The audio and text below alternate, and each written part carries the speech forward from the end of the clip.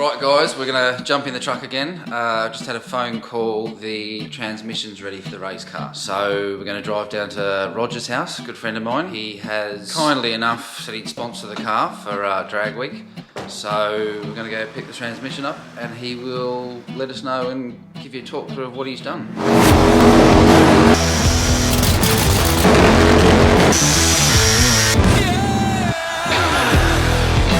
Right guys, 2 miles out. Heading to Roger's little speed shop to pick up the new trans for the race car.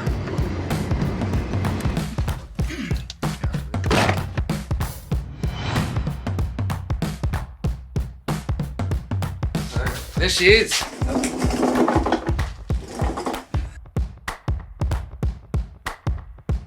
As you know, you've got an operated input shaft and drum assembly. Much bigger spline into the drum, which and the shaft itself is Vasco, so yeah, that's easily going to handle what you want to do. What Roger's done is basically he's built us a Turbo 400, manual valve body, reverse pattern trans brake, upgraded Vasco input shaft, and a whole lot of goodies inside. So it should be more than enough for what we're trying to do. Direct clutch, I've set at 70, and intermediate, I've set at 35. The factory settings are up to 110, I think. It takes a bit of a load off the thing. Immediately applying without building up pressure and then whacking into full engagement sort of.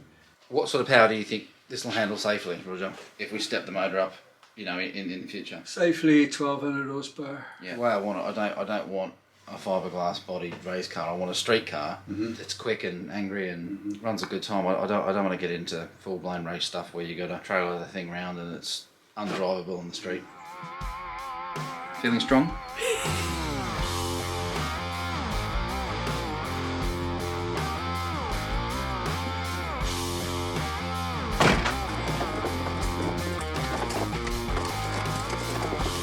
Right.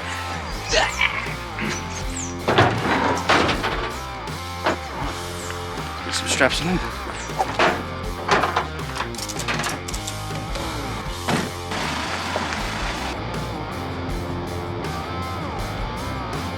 We're going to load some cars up, take them over to my mate's showroom, where we're going to photograph them and send the details over to the auction company. Yeah, let's get on the road.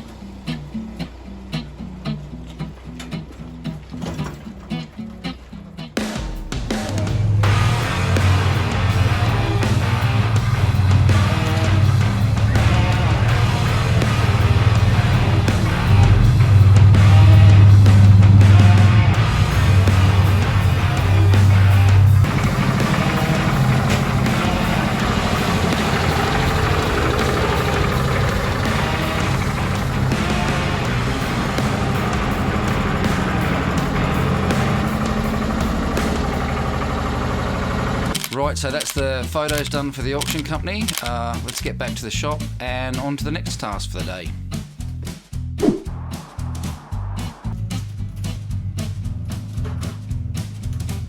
Right, we're in the truck. This is the old boy Chris. Say hello. Hello. We've decided to jump in the truck to have a look at a 57 Galaxy convertible, 350 mile round trip. Let's hope we can find some good buys. 1 mile out, still got good old Jerry at the wheel. First name Jerry, last name Attrick. That didn't go according to plan. What's your thoughts?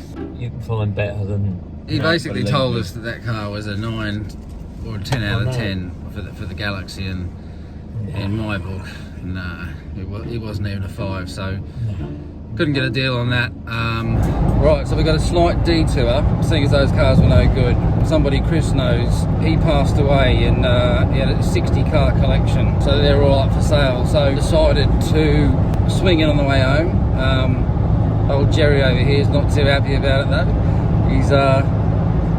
He's left his fucking walking frame at home, so you know, he's got his panties in a bunch, but he'll get over it.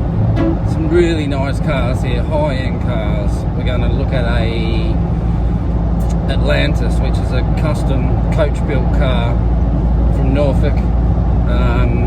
One of only 8 built. I think there's 6 left. And the other one's another Vauxhall Kalesh, which is an open-top tourer.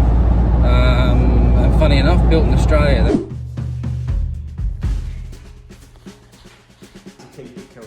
Okay. So as you can imagine, I'm really excited. This is just an absolute treasure trove.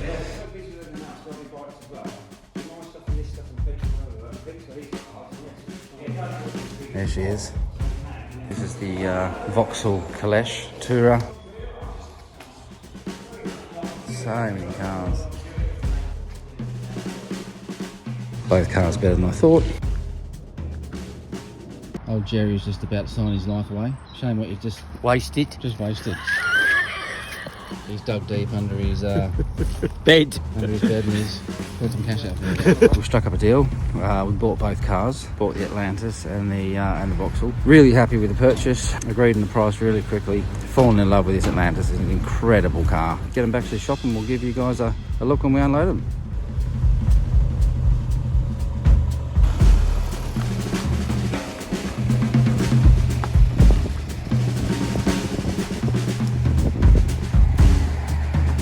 It's a 1940 Vauxhall Wyvern Kalesh, they call it. I think there's only 40 left in the world. There's only 3 on the road in the UK that's known of. Doesn't really need anything. It was jammed in gear when we got it. I've sorted that problem out. Runs and drives. Yeah, a bit of a detail and a few cosmetic things, and we'll run it through an auction and see what it does.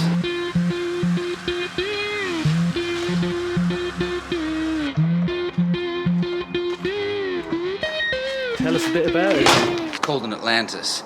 It's a coach-built car from Norfolk in the UK. They only built 8 of these, and there's only 6 left, and this is build number 1. So we're pretty lucky to have this car, I think. It was in a collection. The guy passed away, and we bought it off his children. Yeah, gorgeous car. Kind of almost resembles, you know, a Bentley or a Rolls Royce from the, you know, from the 20s and the 30s. Love it, absolutely love it. It's not everyone's cup of tea, but I like it. We obviously did some research when we first saw the car about 6 months ago. I managed to track down the owner of the company just to get some history and background on the car. We didn't know anything about it. We'd never seen one. And lovely bloke, gave us a lot of info. And he said, look, if you end up buying the car, call me. We phoned him yesterday to tell him we'd bought the car. And then he said to me, would you be interested in buying the company? I said, don't be silly. I can't afford that sort of money. I'm just a regular dad, you know, 2 kids, mortgage, you know, trying to make ends meet. And he said, well, basically, you have car number 1 of 8. And he said, I'd really like you to buy this company. I said, well, I can't afford it. I don't have the money. And he made me an offer that I just couldn't refuse. Didn't see it coming. Absolutely crazy. So by the end of the day, we've bought the company. Still in shock.